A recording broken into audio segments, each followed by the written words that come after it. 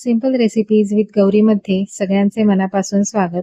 आज आपण बनवणार आहोत पालकचा एक नवीन प्रकार, पालकची वडी. जे लोक पालक खात नाही त्यांच्यासाठी हा एक चांगला ऑप्शन आहे. तर इथे मी पालकची भाजी स्वच्छ धुवून घेतलेली आहे आणि एक मोठा कांदा घेतलेला आहे. त्याला आपण बारीक चिरून घेऊया. तर एका ताटामध्ये आता आधी बारीक चिरलेला कांदा घेतला आहे आणि यामध्ये पालक सुद्धा छान बारीक चिरून घेतलेला आहे. विळीवर जर जमत नसेल तर तुम्ही कात्रीने सुद्धा हा पालक छान बारीक कापून घ्यायचा आहे. आता यामध्ये आलं लसूण मी ठेचून घेतलेलं आहे, क्रश केलेला आहे. तुम्ही पेस्ट वापरलीत तरी चालेल, नाही वापरलीत तरी चालेल.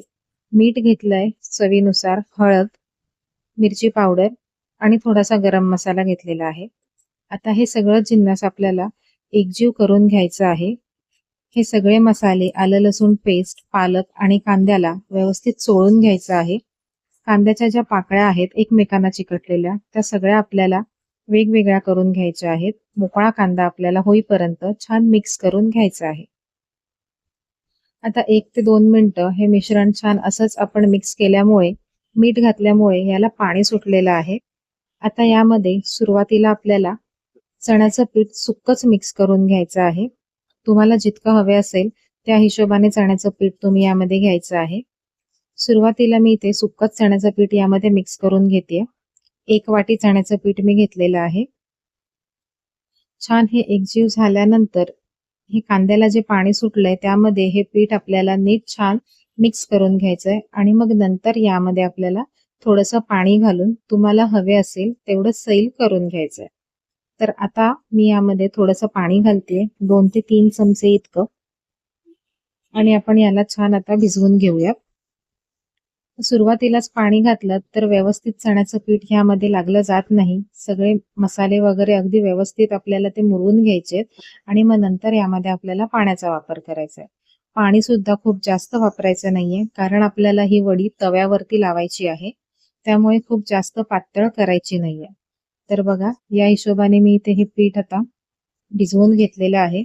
आता आपण याला तव्यावरती थापून घेणार आहोत. इथे पालकच्या ऐवजी तुम्ही इतर कुठलीही पालेभाजी वापरू शकता. जी पालेभाजी घरात खाल्ली जात नाही अशी एखादी पालेभाजी सुद्धा तुम्ही यामध्ये घालू शकता. आता तवा गरम करून घेतलाय, त्याच्यावरती 1 चमचाभरती तेल घातलंय आणि तेल सगळ्या तव्याला व्यवस्थित लावून घ्यायचंय, जेणेकरून आपण जेव्हा वडी तव्यावर थापू तेव्हा ती चिकटणार नाही. गॅसची फ्लेम स्लो करून घेतलेली आहे आणि अशा छोट्या छोट्या मी 2 ते 3 वड्या या एका वेळेला तव्यावर लावत आहे. तुम्हाला जर एकच मोठी किंवा मोठ्या 2 अशा बनवायच्या असतील तर तुम्ही तशा सुद्धा करू शकता, पण ह्याच्यामुळे टाइम वाचतो आणि एकाच वेळेमध्ये 2 ते 3 वड्या तव्यावरती आरामात लागल्या जातात.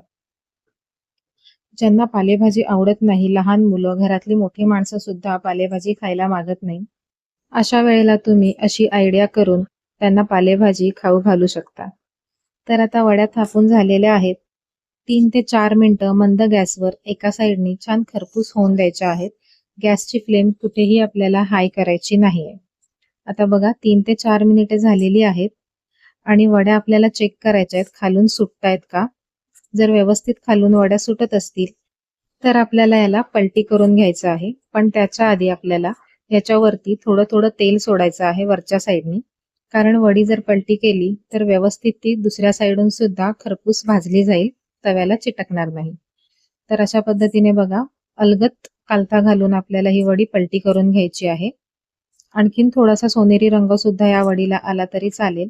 तर आणखीन एक 3 ते 4 मिनिटं दोन्ही बाजूनी मी याला खरपूस अशा भाजून घेणार आहे. ही जी तिसरी वडी वरच्या साईडला लावलेली आहे तिथपर्यंत गॅसची फ्लेम पोहोचत नाही. अशा वेळेला तवा थोडासा आपल्याला फिरवून फिरवून सगळ्या साईडून या वड्या छान सोनेरी रंगावरती खरपूस करून घ्यायच्या आहेत. पुन्हा मी साईडनी थोडंसं तेल सोडलेलं आहे आणि आणखीन 3 ते 4 मिनिटं आपण याला छान भाजून घेऊयात.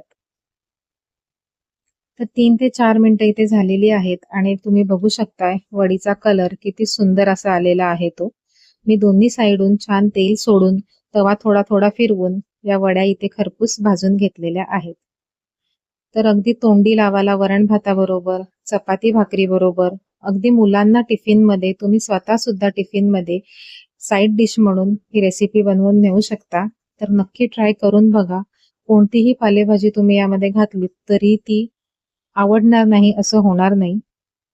रंग याचा तुम्ही बघू शकताय किती छान खरपूस या भाजल्या गेलेल्या आहेत त्या. तर नक्की ट्राय करून बघा. रेसिपी आवडली असेल तर व्हिडिओला लाईक करा, मित्रपरिवारासोबत शेअर करा आणि अशाच सिंपल आणि सोप्या रेसिपीज बघण्यासाठी सिंपल रेसिपीज विथ गौरी या चॅनलला सबस्क्राईब करून बेल आयकॉन सुद्धा प्रेस करा. पुन्हा भेटूया नवीन रेसिपी सोबत. नमस्कार.